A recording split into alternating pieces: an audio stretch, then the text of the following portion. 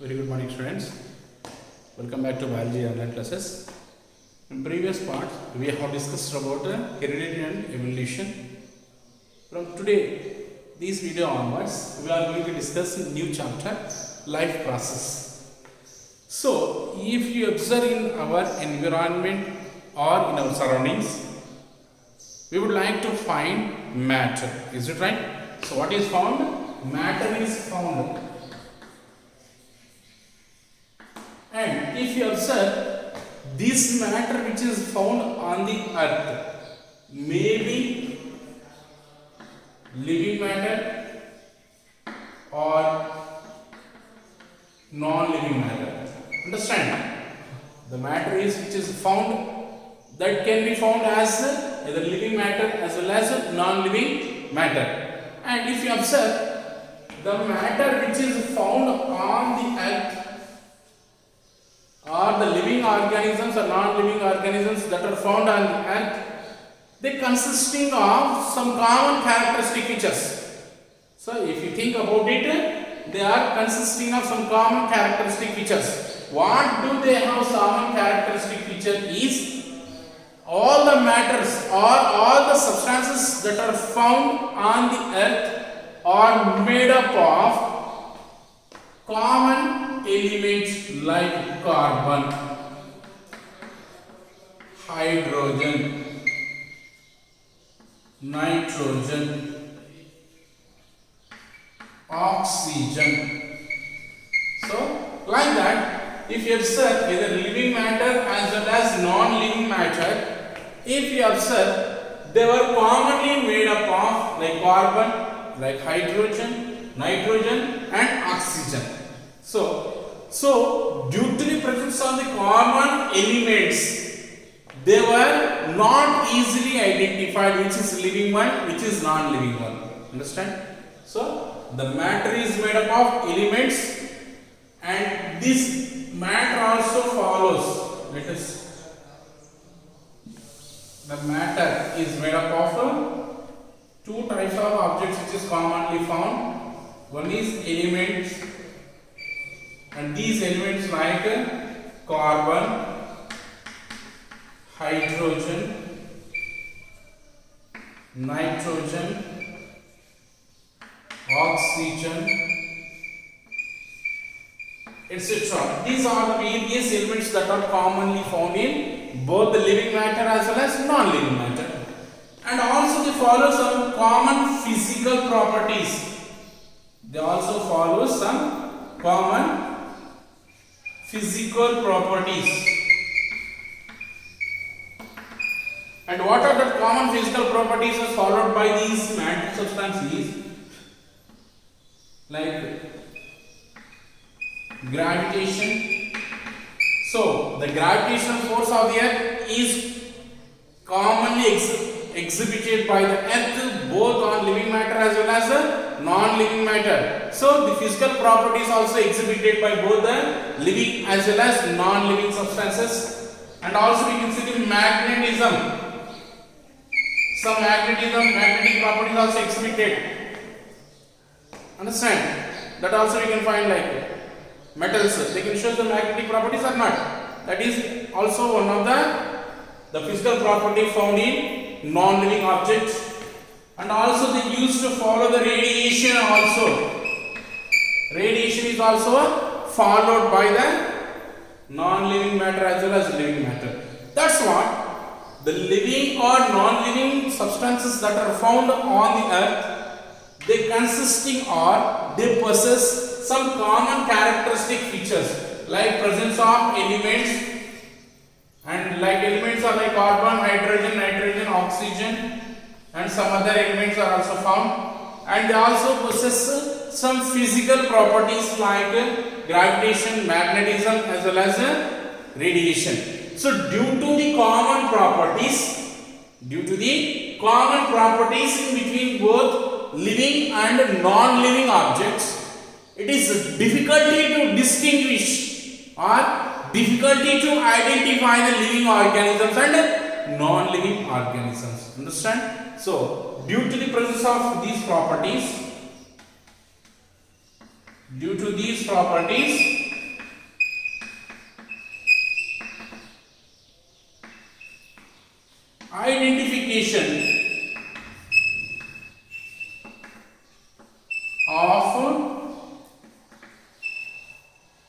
the matter is difficult.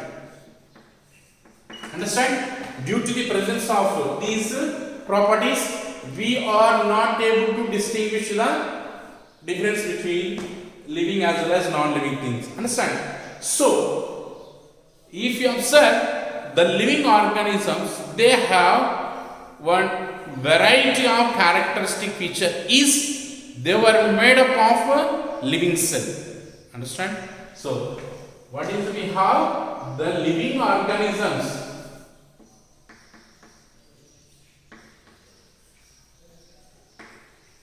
If you observe the living organisms, they were made up of a cell.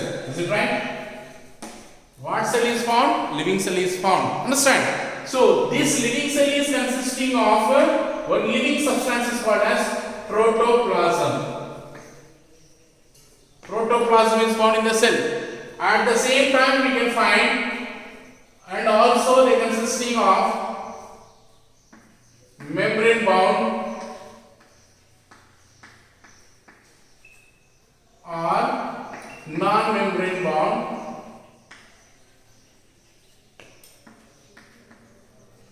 organelles are found. Understand? So, the living organisms, as we know that they were made up of cells, as they were made up of cells, and these cells consisting of protoplasm. Due to the presence of this living substance, what it is?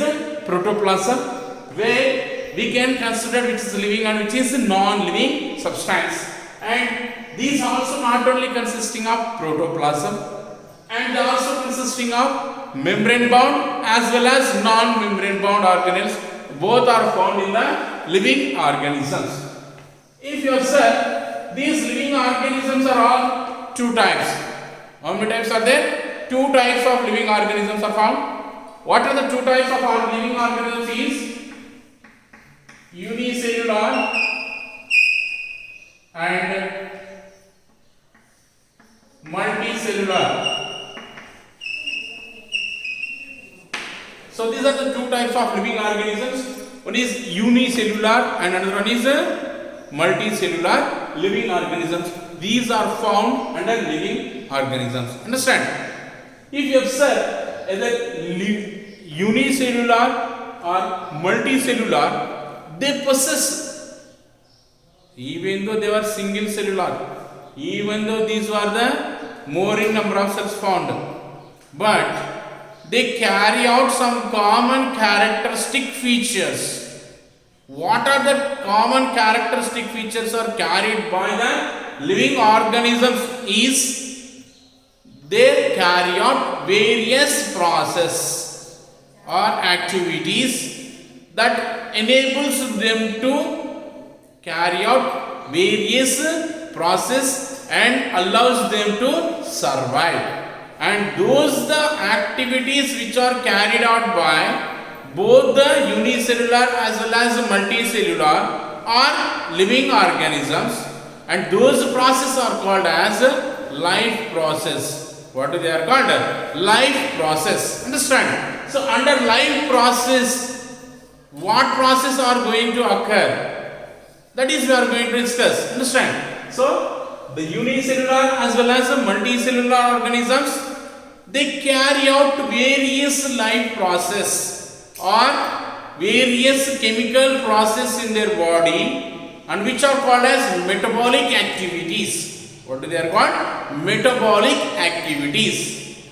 So both the living organisms, whether unicellular or multicellular, these both carries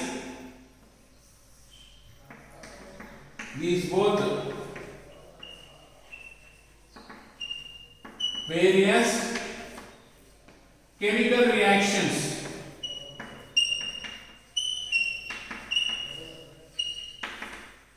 and these chemical reactions we can call as metabolism. What they are called? Metabolism. Understand? So the metabolic reactions are common in both the living organisms, whether it is unicellular or it may be multicellular. But what is the common function is the metabolic activities or the chemical reactions are commonly occurred in both living organisms. To carry out these metabolic activities, either unicellular or multicellular organisms, they required energy. For these reactions required energy. Understand? To carry out the various life process or metabolic actions, they require energy. How this energy is provided to carry out? In the form of food. Food is the source of energy. What is source of energy? Food. Understand? So, the matter which is found on the earth may be living or non-living matter. The both living matter and non-living matter, that is, the matter is made up of elements like carbon, hydrogen, nitrogen, oxygen, and this matter also possesses some common physical properties like gravitation, magnetism, and radiation. Due to these common properties, it is difficult to distinguish in between the living and non-living organism. That's what we have. The advantage in living organism is they are made up of a living cell, and this living cell is consisting of protoplasm as well as other organelles are found. And these living organisms are unicellular or multicellular. Both unicellular or multicellular, they carry out various chemical reactions and which are called as metabolisms. These metabolic reactions to carry out, they required energy. This energy is obtained in the form of food. Understand? Now, whether it is unicellular or multicellular, what we said, they require energy. How this energy is obtained by these two organisms? That is, we would like to discuss right now.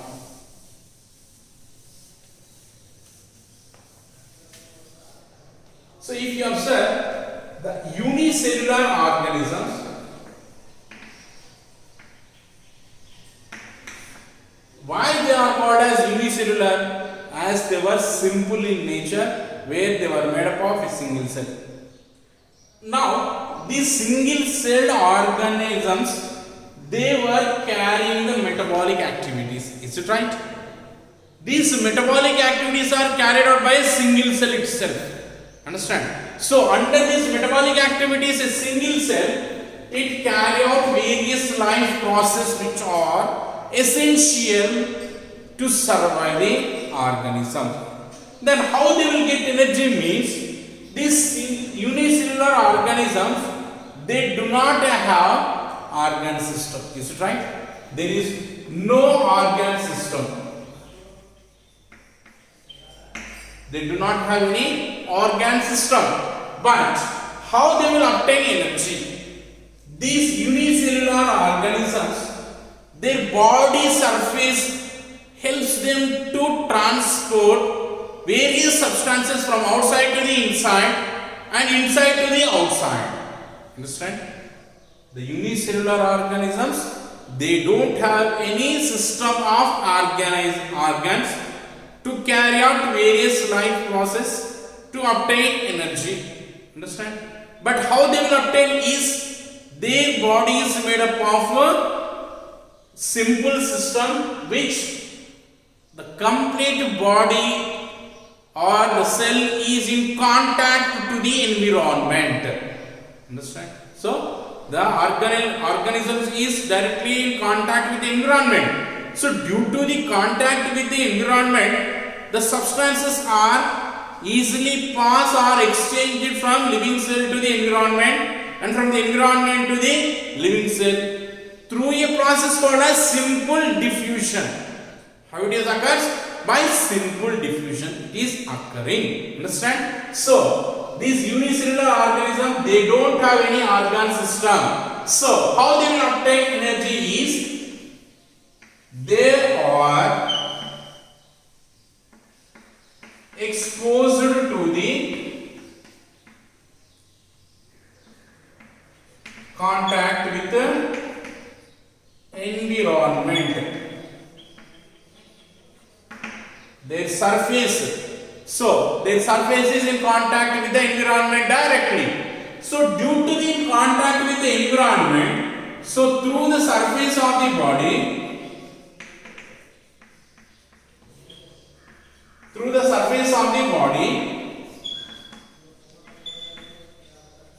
what is happening here? Exchange of substances is occurring by means of simple diffusion.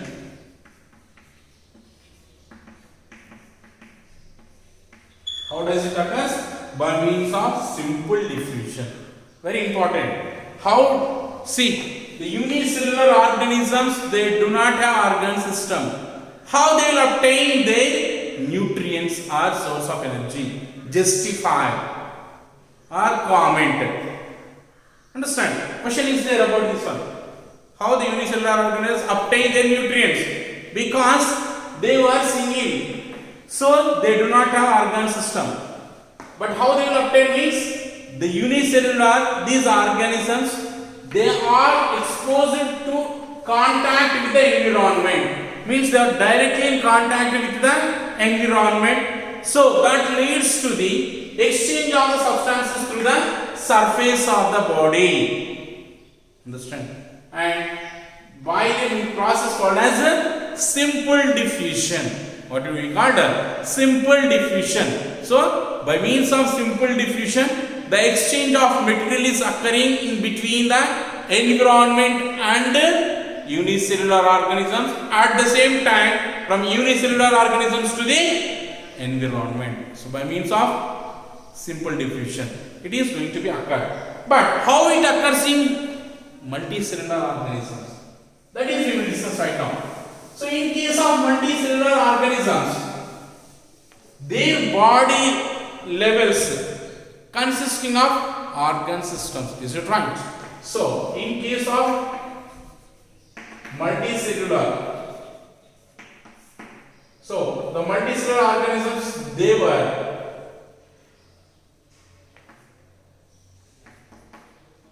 not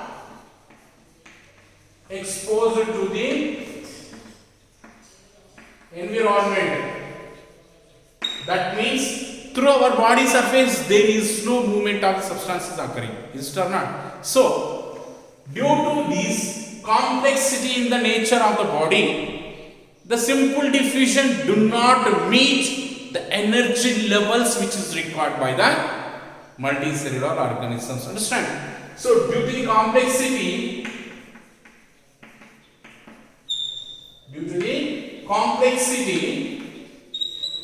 what is happening here? The simple diffusion do not meet the energy levels. So diffusion is not possible to occur where the energy resources to enter into our body and oxygen to enter into our body through any part of the body. Is it possible? Not possible. So due to this problem, to overcome this problem, the multicellular organisms, they have developed what they have developed? Organ system. They have developed an organ system to carry out various metabolic activities. Understand? So for one process of activities, we have developed one system of organism. Understand? For example, for the digestion of the food we have, for nutrition system we have. Is it right? Respiratory system we have. So these are the various life processes which are carried by this organ system. Understand? The organ system which we have developed, they carry various life processes. What are the life processes are carried out by the multicellular? See, these life processes are common in both, in multicellular or unicellular. But in case of unicellular, it is occurred by simple diffusion. But in case of multicellular, by the organ system. And what are the life processes are here is nutrition, respiration, transportation,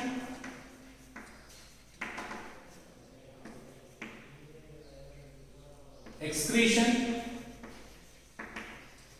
Next, we can take control and coordination.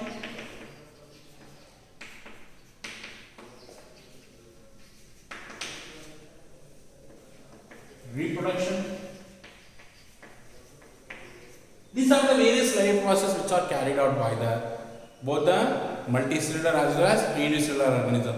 But in multicellular, the diffusion do not meets the energy levels. That's why they have developed various organ systems to carry out various life process. So under that life process, in case of this chapter, we are discussing nutrition. You would like to discuss respiration. You would like to discuss transportation. You would like to discuss excretion. You would like to discuss under the life process of this chapter. And the control and coordination we have separately, that we have to discuss separately, and reproduction already we have discussed. That's what one by one of these life process we are discussing under separately. But these are common in both the multicellular as well as unicellular organisms. This is what introduction about the life process which is carried out by unicellular as well as multicellular organisms.